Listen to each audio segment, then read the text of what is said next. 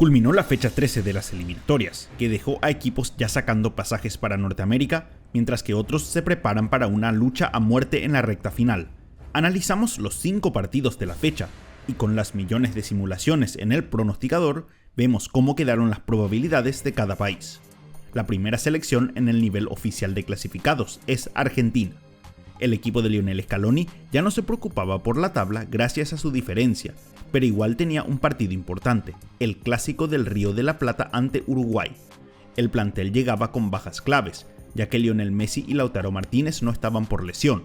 Esto permitió que jugadores como Giuliano Simeone y Thiago Almada acompañen a Julián Álvarez en el ataque. Fue Almada quien terminó sellando el resultado, con un tremendo golazo desde fuera del área, una de sus especialidades.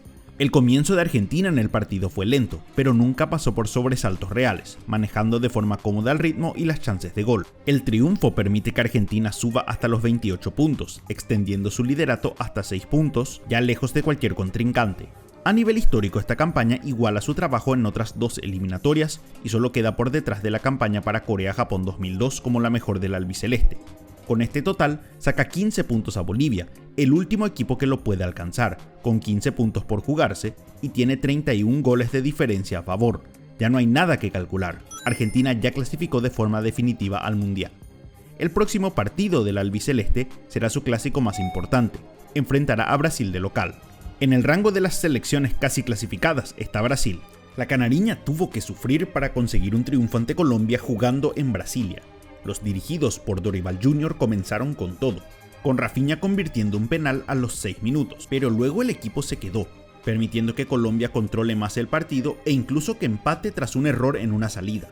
Fue hacia el final donde Brasil fue más agresivo, ya que intentó 12 remates en los últimos 30 minutos, contra solo 5 en los primeros 60.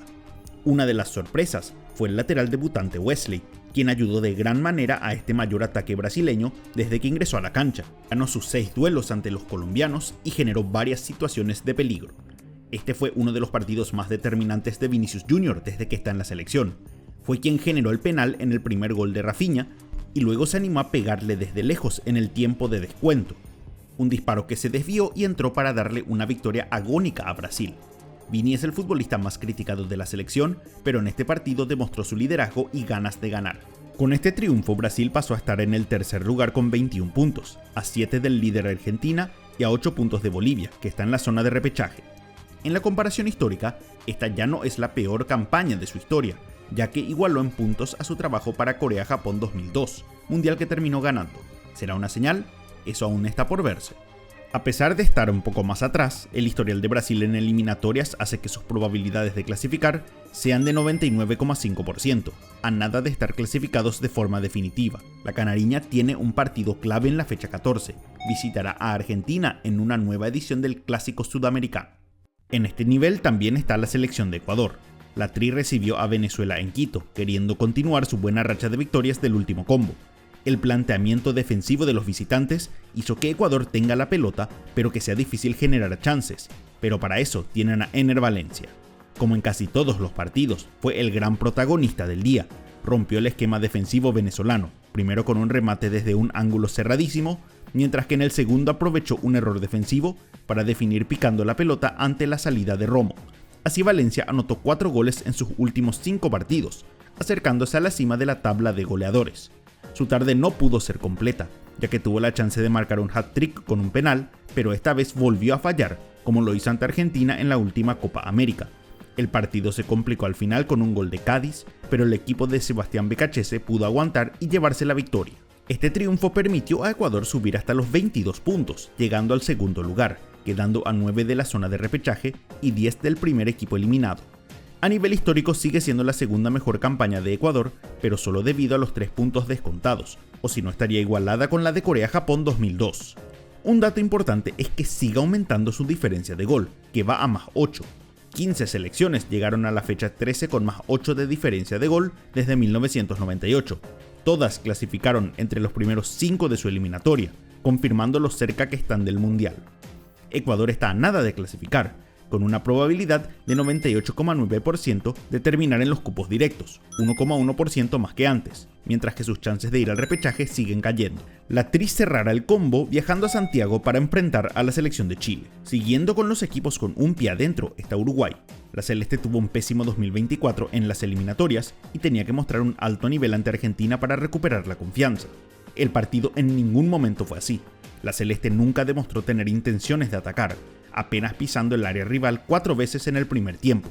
Terminó el partido con solo 6 remates al arco, mientras que Sergio Rochet fue el responsable que el resultado solo termine con un 1-0 en contra. Con este partido, Uruguay solo ganó un partido de los últimos 7 que jugó por eliminatorias, y eso solo gracias a un gol en el último segundo ante Colombia. Lo que más sorprende es la sequía de goles del equipo, que sigue sumando.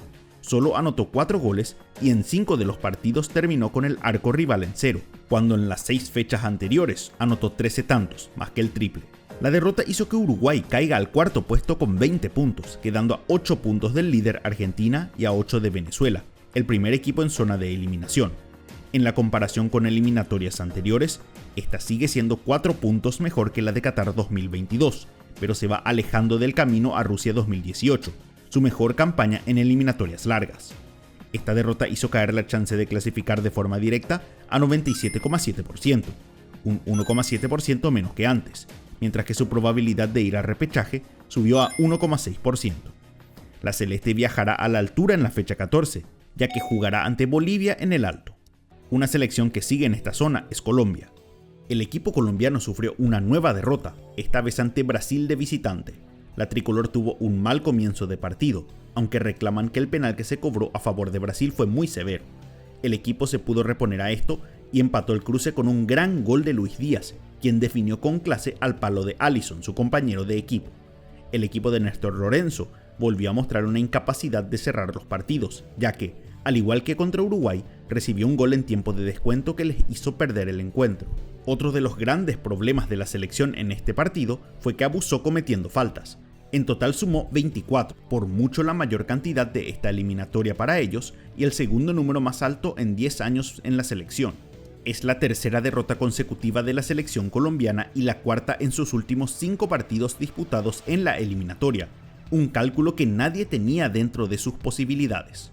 Esta derrota deja a Colombia en el sexto puesto de la eliminatoria con 19 puntos, quedando a 6 del cupo de repechaje y a 7 de la zona de eliminación. En los antecedentes históricos, esta queda por detrás de sus mejores campañas, pero no por mucho. Como podemos ver, incluso los años que el equipo quedó eliminado hubiera clasificado con la actual disposición de cupos, en campañas donde sumó mucho menos que ahora. La probabilidad de Colombia de clasificar en cupo directo cayó a 96,7%, 1% menos que antes, pero aún sin mucha presión. Sus chances de ir al repechaje siguen iguales. Colombia jugará en casa la próxima fecha, recibiendo a la selección de Paraguay, un duelo entre equipos en zona de clasificación. Otra selección con casi los 2 pies en el mundial es Paraguay, o como diría el técnico Gustavo Alfaro, en realidad está con un pie afuera. La albirroja buscaba continuar su enorme trabajo del 2024, esta vez ante Chile con un estadio lleno en Asunción. No comenzó bien su partido, pero en el segundo tiempo apostó a más y se llevó la victoria por 1-0 con un gol de Omar Alderete tras una jugada preparada en la que Miguel Almirón hizo una particular seña para que el centro vaya hacia su lateral Juan Cáceres. Cáceres fue uno de los jugadores destacados del equipo. Además de mandar la pelota al área chica en el gol de Alderete, fue el líder del partido en duelos defensivos con 13 e intercepciones con 5. La albirroja sigue rompiendo récords con la cantidad de goles que se anotan en sus partidos. En 13 fechas, tanto Paraguay como sus rivales convirtieron solo 16 goles en estos encuentros, por mucho la marca más baja de la historia de las eliminatorias. Es lo que encamina a la selección a clasificar, a pesar que anota menos de un gol por encuentro. La victoria llevó a Paraguay al quinto puesto de la tabla con 20 puntos, quedando detrás de Uruguay por diferencia de gol. Ahora saca 7 puntos de diferencia a Bolivia y 8 a Venezuela, una diferencia cada vez más difícil de remontar. Si hacemos la comparación histórica, esta ya es la cuarta mejor campaña hasta la fecha 13, superando a la de Alemania 2006. En todas las que superó los 20 puntos, terminó clasificando al Mundial. La increíble racha del albirroja desde que llegó Alfaro continúa, sumando 15 puntos en 7 fechas, un 71% de efectividad sin perder un partido. Hasta los empleados de supermercados se acercan para abrazarlo por las alegrías que trajo a la selección. La probabilidad de Paraguay de clasificar de forma directa subió hasta 96,5%, un 11,8% más que la fecha anterior, el mayor aumento de esta fecha. Sus chances de ir al repechaje cayeron mucho, para felicidad de los hinchas. Paraguay está por debajo de Uruguay y de Colombia en las probabilidades, porque sus malas participaciones recientes hacen bajar su rendimiento en el simulador. El próximo partido del albirroja será en Barranquilla ante Colombia. Bajando al nivel más peleado de la eliminatoria, el de las selecciones en peligro, está Venezuela. El técnico Fernando Bocha Batista consideró que este era el partido perdible del combo, dejando a varios titulares en el banco para que no sean suspendidos por acumulación de tarjetas. El objetivo desde el inicio fue refugiarse atrás y atacar en contragolpe, plan que se desmoronó en especial tras el horror defensivo en el segundo gol ecuatoriano. En los últimos minutos Venezuela empezó a ir más para adelante, incluso convirtiendo un gol en tiempo de descuento, pero ya fue muy tarde. Podemos ver la diferencia en enfoque con sus remates al arco, ya que intentó la misma cantidad en los últimos 15 minutos que había intentado en los primeros 75 minutos. El arquero Rafael Romo volvió a destacarse en el segundo tiempo, ya que le atajó un penal a Ener Valencia, siendo así el tercer penal que tapa en esta eliminatoria, convirtiéndose en el portero venezolano con más penales atajados en la historia de la selección. El problema es que estas tapadas sirvieron poco, ya que la Vinotinto solo sumó un punto en estos 3 partidos, desperdiciando las atajadas de Romo. La caída hizo que Venezuela se mantenga en el octavo lugar con 12 puntos. Ahora está a 7 puntos de la clasificación directa y sigue a solo un punto del cupo de repechaje. En la comparación histórica, esta campaña está quedando mucho más atrás que sus mejores rendimientos, incluyendo la única instancia que terminó en sexto puesto para Brasil 2014. Con esta derrota, Venezuela sumó su 9º partido consecutivo sin ganar por eliminatorias, un dato que explica su posición en la tabla.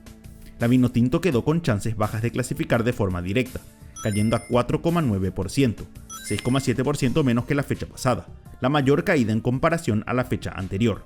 Su probabilidad de ir al repechaje subió a 30,3%, superando de forma mínima a Bolivia. El próximo duelo de vida o muerte para Venezuela será de local en Maturín ante Perú. La otra selección en esta zona es Bolivia.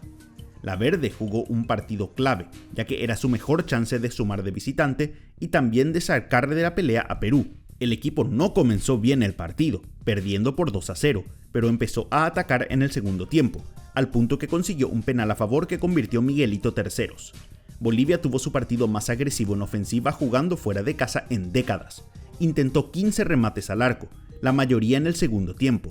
Este número es un récord en la historia reciente de la selección, casi duplicando sus mejores números desde el 2015.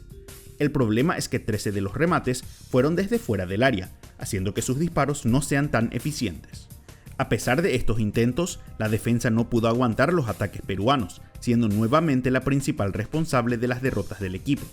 Este es el peor rendimiento defensivo de Bolivia en eliminatorias largas, con 30 goles recibidos, 2 más que en el camino a Qatar. La derrota deja a Bolivia en el séptimo puesto con 13 puntos, siguiendo en el cupo de repechaje. Quedó a 6 de Colombia en la clasificación directa y solo un punto por encima de Venezuela en la pelea por no quedar eliminados. En la comparación histórica, esta campaña está igual en puntos con el único año donde Bolivia culminó en séptimo lugar, el 2002, algo que da esperanzas a los hinchas de la selección. Las chances de clasificar de forma directa de la verde son cada vez más bajas, un 4,8%, 4,7% menos que la fecha anterior, mientras que la probabilidad del repechaje subió a un 29,1%. La verde se juega todo de local en el Alto, donde recibirá a la selección de Uruguay. Pasamos a la zona de las selecciones casi eliminadas, comenzando por Perú.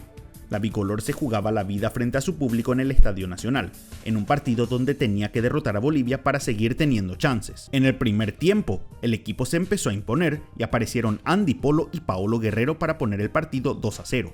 Con este gol, Guerrero se convirtió en el goleador más veterano de las eliminatorias en la historia, en su primer gol con la selección por torneos Conmebol desde la Copa América del 2019. Tras un segundo tiempo complicado, Edison Flores marcó el 3-1 final. El equipo, ahora dirigido por Oscar Ibáñez, duplicó su cantidad de goles en las eliminatorias con solo un partido. Con esto ya no son la selección con peor cantidad de goles en la historia, ya que igualaron a la campaña de Colombia para Sudáfrica 2010. Algo que sigue pendiente para la selección es atacar más que sus rivales. En solo 3 de 13 partidos intentó más remates que el otro equipo. Esto les puede costar caro si los atacantes son más efectivos que los bolivianos.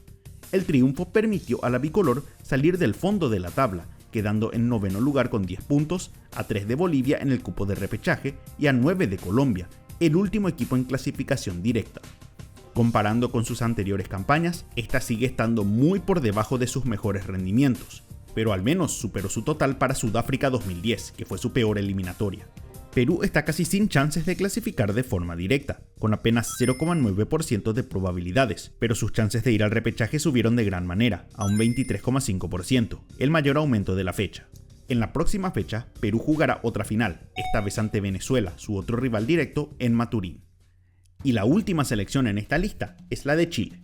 La Roja llegaba a Asunción con una necesidad absoluta de ganar, y en solo algunos minutos demostró la capacidad para competir y sacar una ventaja. En la jugada del gol paraguayo terminó siendo clave el capitán Arturo Vidal, quien habilitó hasta a los hinchas de las gradas de tan fuera de la línea que estaba con respecto a sus compañeros.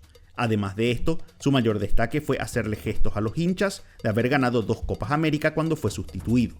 La falta de profundidad de Chile es evidente, considerando que promedió un 63% de posesión y casi el doble de pases que Paraguay, pero fueron los locales los que intentaron 6 remates más que los dirigidos por Ricardo Gareca.